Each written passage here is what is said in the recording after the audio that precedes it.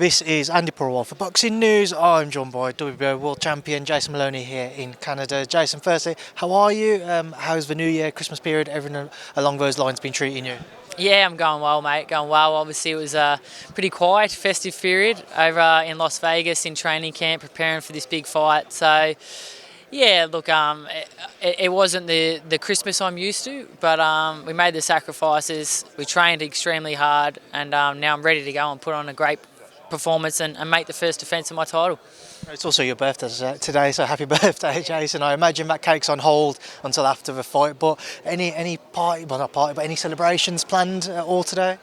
Big celebrations on Saturday night, but nothing today. We just train later on, put the finishing touches, sharpen up a little bit, but yeah, we're ready to go. But Saturday night, the big celebrations.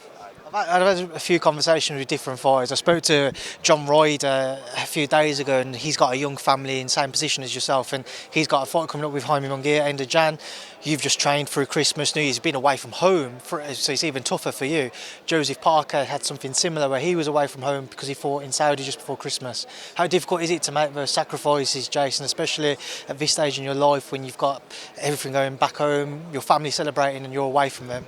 Yeah, it really hurt. It was a big sacrifice for myself and for the team to be away over the Christmas period because for me, Christmas, I train all year round. I'm always in the gym and always want to be active. So for me, Christmas is generally a time where I step away from boxing and give the family, the time, the attention, the love that they deserve. And it's a special time of year for us. But obviously the sacrifices need to be made when you're fighting January 13. So it would hurt, but mate, I've made so many sacrifices throughout my career and I'll continue to do that because I want to go as far as I possibly can in this sport. And as you mentioned, my birthday, I'm 33, so over the next few years, I just got to give this sport absolutely everything I've got, go as far as I can and obviously try and be the best that I can, and that involves winning world titles, defending world titles and becoming undisputed, the ultimate goal. So we'll make all the sacrifices and put in all the hard work required. I have to ask, what did Christmas Day and New Year's Eve and Day look like in Vegas? We did absolutely nothing. We met up with an Aussie and had some lunch with him, but we did nothing. We trained. I did sprints Christmas morning and I'd had a hard boxing workout Christmas night. So, we've made the sacrifices, as I've said, but it'll show on Saturday night, I'm sure. I feel great. I think when you make those extra sacrifices, it sort of adds a bit of fire to the belly, and I know I've done everything I can to prepare for this fight. And of course, Sanchez is going to be hungry, fighting for a world title, but he's not as hungry as I am. Saul's he rather made a point himself that he feels that maybe you're overlooking him a little bit, and it doesn't feel like you've shared the ring with anybody in the same esteem as him now. There's certain names which spring to mind, i.e. Naoya Inoue, Mr. Emmanuel Rodriguez, who have boxed at a high level so far than what Sanchez has. But yeah, just your thoughts on him believing, firstly, you haven't boxed anyone to that level, and also maybe overlooking him. Well, yeah, both of those obviously false. I don't think he believes what he's saying either. You could tell there was a lot of doubt in what he was saying. Obviously, I have fought at this level for a long time now, but I still give him the full respect. I still treated this fight like it's going to be my hardest fight. But yes, I have fought at this level for a long time now, and that's where I think you're going to see the difference. But I'm certainly not overlooking him. As I said, I've prepared like this is going to be the hardest fight of my career. And although I've got big dreams and big goals that I look forward to, and as I said, becoming undisputed and the unification fights, I know that none of those things happen if I don't win this fight on Saturday night. So I have not overlooked him in any way. What do you expect from him on Saturday night? Oh, well, a very hungry guy that's aggressive, comes forward and tries to become world champion, but his best is not enough. As I said, I've been at this level for a long time now, and he's not as hungry as me, he's not as good as me, and you'll see it.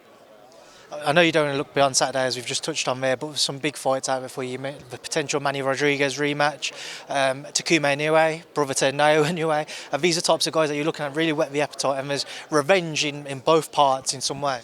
Absolutely. As you said, my focus has been on Sanchez, but of course I look at the other champions and their fights that I do want to be a part of. Would love revenge over Emmanuel Rodriguez, would love revenge over Takuma Inoue, and then obviously Nakatani's moved into this division as well, and if he beats Santiago, then I can get revenge from my brother there too. So there's great fights on the horizon, but first things first, a knockout victory Saturday night, and then we move on to the big fights. If you could line up for me now your perfect 2024, how would it look?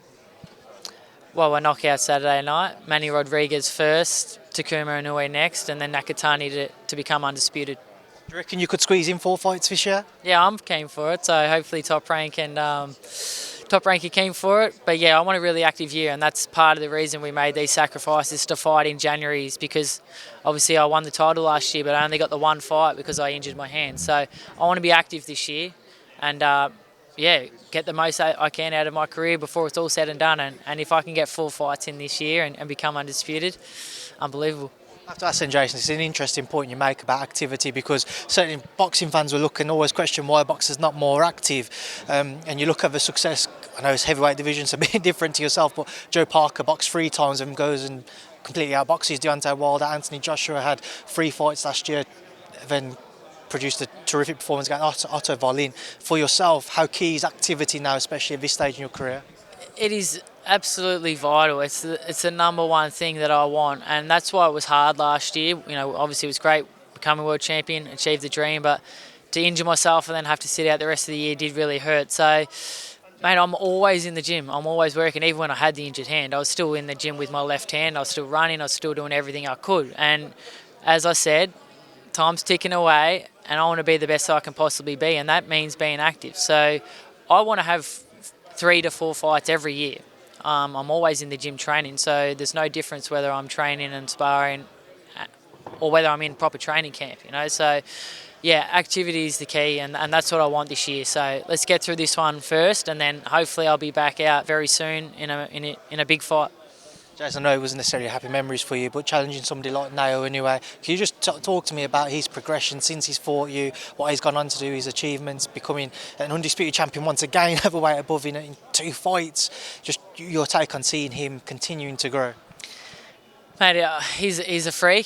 He's no doubt pound for pound number 1 or number 2, depending on your opinion. But I knew that before I fought him, and that's why we wanted to fight him, to test ourselves against the best and be involved in those big fights. And you know, at the time, I was booked in to have surgery on my right hand, and then the Inoue fight came up, and we just jumped at it, because these are the opportunities that only come around every so often, and you never want to die wondering. I never wanted to turn that fight down and think, shit, what would have happened in my career if I had fought Inoue? What if I could have beaten Inoue? I would have been a superstar. So we jumped at that opportunity, and obviously I didn't win the fight, but I learned a lot from that fight. I'm now a world champion, and it all paid off. But seeing what he's gone on to achieve is incredible, and it's what I expected. I know he's a generational freak, and yeah, to be undisputed at bantamweight, move up again almost within a year, become undisputed at 122, and I don't see anyone beating him at 126 either. So yeah, he's going to go on to do great things and be obviously a Hall of Famer. But yeah, it's great to have shared the ring with a guy like that.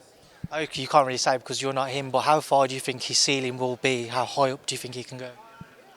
Yeah, well, he's not a big frame, so that's where it's going to be hard. I think 126, I think maybe even 130, but 135 might be a bit of a push, but obviously it depends how you grow into the division and how well you cope with putting on the extra weight. But yeah, I think probably 130 is the ceiling for him, but mate, that's still a huge, enormous effort to dominate at all those weight divisions. So, yeah. Also, a word, Jason, on your brother Andrew. How's he looking? How's he doing? Yeah, he's going great. Comes over here tonight. He'll be here to support me, and obviously he just had a great win to end 2023, and he's back in the world ratings and looking to become world champion again very soon. So excited for him and what he can achieve this year. How important was that for him to get one in at the back end of last year, on the back of that difficult and tough Nakatani fight? I'm sure that he had it on his mind. He just wanted to get back into the win column. Yeah, mate, it was hard for him, that loss. Obviously, you dare to be great, and when you fall short, it hurts. This sport brings the highest of highs and the lowest of lows, and it hurt him. So it was great for him to be able to get another fight in, get a win, get back. I think he's rated number 3 or 4 now with the WBO, so he's right on the cusp of fighting for a title again soon. So the rebuild's been quick, and he's hungry and really wants to get back in that title picture. Obviously, Australian boxing at the minute is absolutely thriving, Jason. There's one fight I want to put to you, a potential fight up at 154. We saw Virgil Ortiz return this weekend in stunning fashion, that first round stoppage victory. him and Tim having a few words exchanged over social media. What would you make of the potential bout between Tszyu and Virgil Ortiz? Hey, that's an incredible fight. I actually went out to watch that Ortiz fight because we're in Vegas, but wasn't much of a fight, obviously. But yeah, Ortiz is someone I rate very, very highly, and as I do Tim. So, mate, it's an incredible fight. It's the sort of fight that boxing needs. Everyone wants to see the best fight the best, and two undefeated guys, young in their careers. Mate, that's the sort of matchup you want. And mate, I'm going to back the fellow Aussie Tszyu, but yeah, it's an incredible fight that I'd love to see. Another fight which has been spoken about in the background, don't know where things currently sit with it, is potential George Kambosos and Vasily Lomachenko fight. Just your take on that if that one was to cross the line as well. Yeah, that's a huge fight that looks very close to happening, and in Australia, and in a good time frame for me to fight on that card as well. So I'm really looking forward to that if it happens. And mate, it's awesome. Lomachenko is an absolute freak, and George again brings a big name to Australia and really helps grow the sport of boxing in Australia. So it's incredible, and I hope George can pull it off. Obviously, Lomachenko looked incredible against Haney, but he's had other performances prior there. He looked like he was slipping a little bit. So you never know what you're going to get. But mate, I want to support every Aussie boxer out there, and as I said, help grow the sport and help this golden era grow on. Jason, I'm not going to keep it too much longer, so thank you for speaking to me. Final word to yourself or anything you'd like to say to everybody back in America, wherever you've been training, everyone over back home in Australia, maybe back in the UK, people who are following you, just anything you'd like to leave on? Look, I just appreciate the support worldwide. So yeah, please tune into my first world title defence. I've trained extremely hard to make it an impressive win, and a great fight for all the fight fans. So tune in, appreciate the support, and yeah, don't miss it. I like dying at the perfect time. So Jason, thank you. Good luck on Saturday. Pleasure, mate. Thanks very much. Cheers.